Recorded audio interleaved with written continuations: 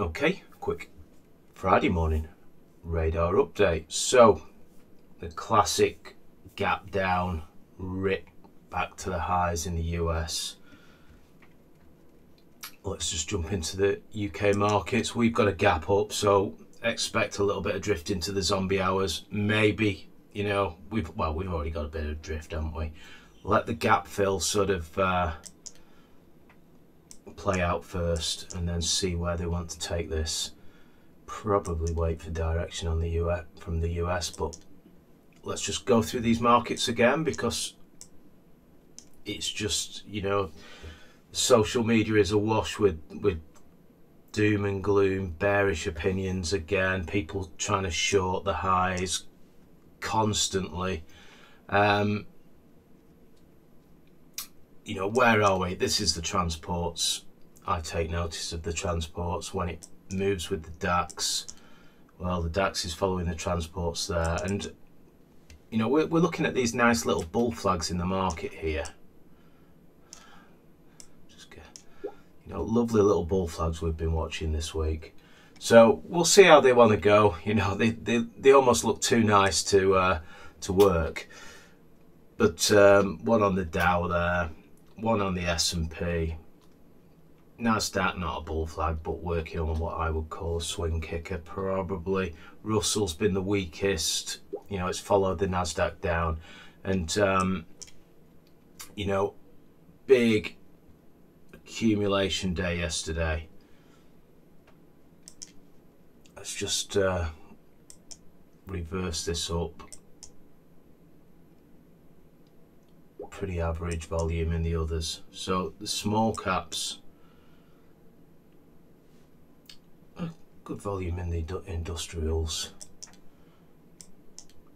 Transports, kind of so-so, isn't it? So let's just go through our markets. Obviously the DAX looks fantastic there. It doesn't mean it'll break out and melt higher there. You know, we don't know the future. All we know is that the markets are certainly not bearish. At some point, tops are put in from areas where people call tops, but you know, if you keep averaging up on your top calling, at some point you will be right, but you will be broke also at the same time, you know. So the name of the game is to trade in the direction of the least resistance, which is, you know, clearly it's still up, isn't it? Until it's not. Moving on. Let's just quickly jump into the large caps. It is 10:42. We should have traded 31% to be on average volume. That will be about 45% to be on conviction. 31%. There's not that many in these today. Let's look for sector leadership. Not so much to see in the sectors. I'll go back to order them by volume. Let's just buzz through these.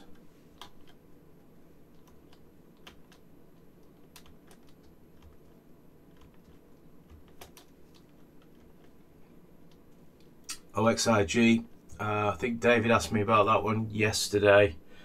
Yeah, nothing wrong with that, was there? Certainly not this morning. I don't know what it's gapped up on.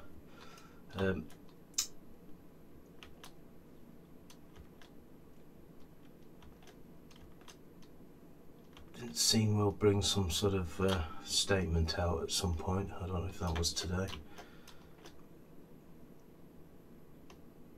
Just seen a news feed. ITM, yeah, outlier at the moment, isn't it? It's gone a long way. Tune, yep, still moving higher.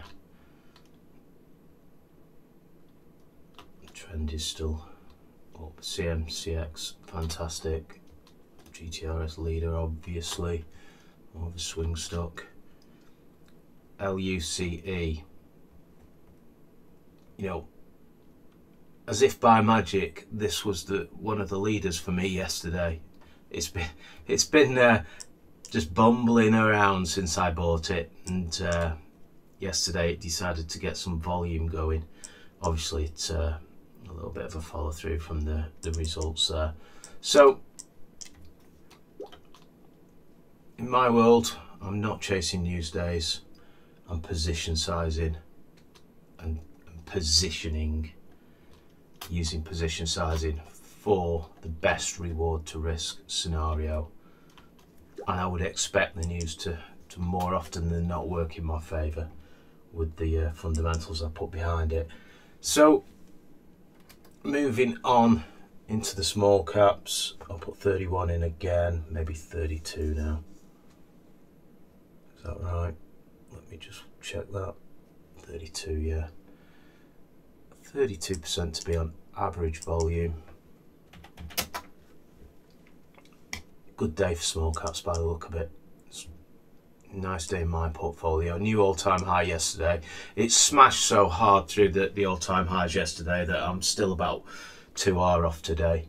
But that was the big pop on. I shouldn't really do it intraday. I do it when I see it. You know, I just move that sort of all-time high sort of mark in my spreadsheet up. Should do it end of day really. But let's just buzz through these, and then we'll just have a quick look at the commodities actually, because they look as though they're setting up to me.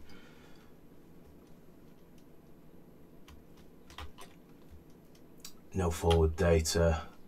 This one's a lose more. This one's a lose more. Doesn't mean it won't go higher. No forward data. No forward data. Elco.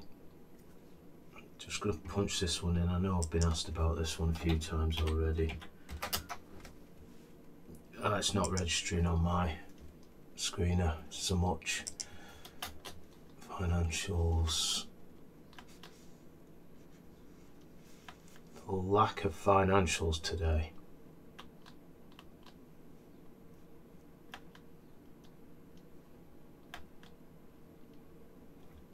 ORPH through highs there. Rainbow rare earths. Old mutual media. Got a few media ones in today.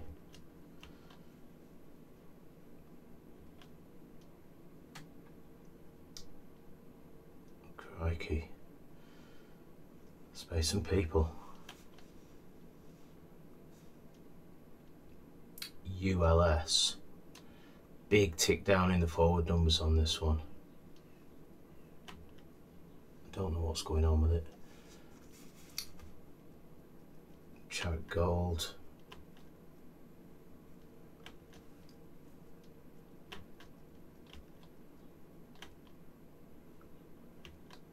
Oil and gas, a few oilers in there as well.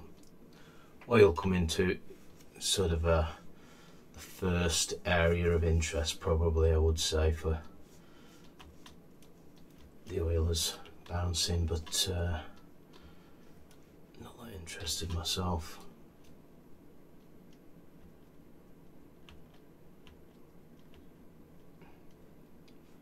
Right side of a base. Nice if it does hold that previous low in Bango. Big tick up in the turnover again on this one. Obviously, you know, I have to say I did buy it and I did sell it again over here. Move money into something else. Didn't work in my favour on that one, but it did on the one I added to. SUR through highs. I didn't realise that. That's fantastic. That's good for us. SUR. Obviously, this lights the screen up for what I trade towards.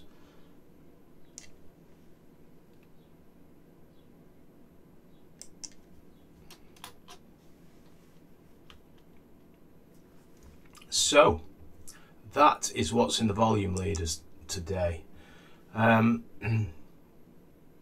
We've got a bouncing copper today, nickel, zinc, Brent, inside day still low. That's actually a continuation. Oh, didn't work very well, did it? continuation pattern really to the downside, that, but not very reliable, these pennants. What else is moving? Oh, that's about it really in there.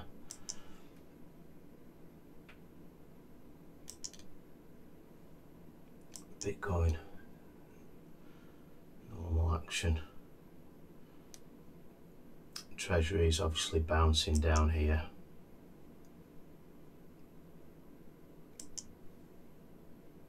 Dollar still having a good move.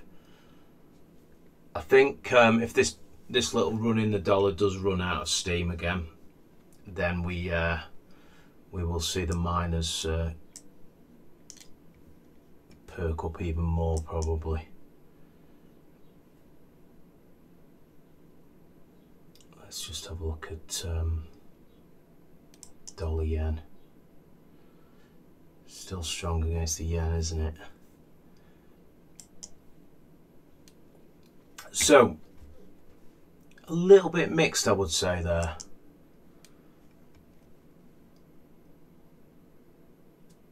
But a pretty nice day in the portfolio. Okay, I will leave that there.